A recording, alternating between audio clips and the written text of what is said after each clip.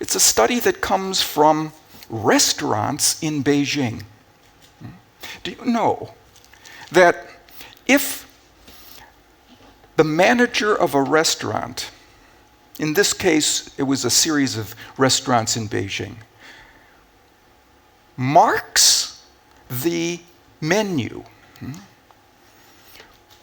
with notifications of which are the most popular items on that menu, a number of fascinating things happen. First of all, it produces an increase of 13 to 20% in the sales of those items immediately, without a single cost.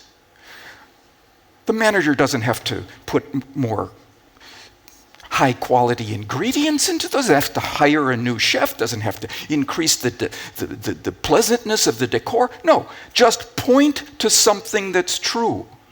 These are the most popular items on this menu.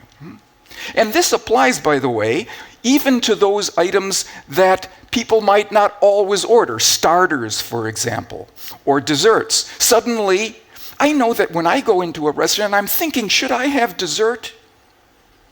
Maybe I shouldn't. I had a big breakfast. I expect to have a large dinner.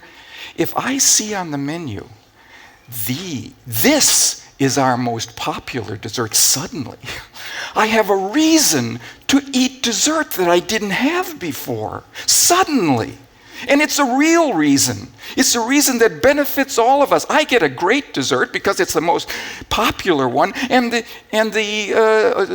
owner, the restaurateur, gets an order for everyone benefits, except perhaps my waistline, which suffers.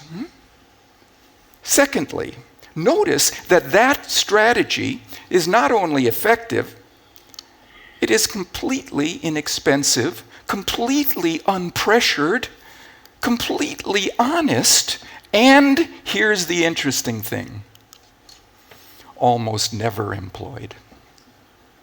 I've been counting.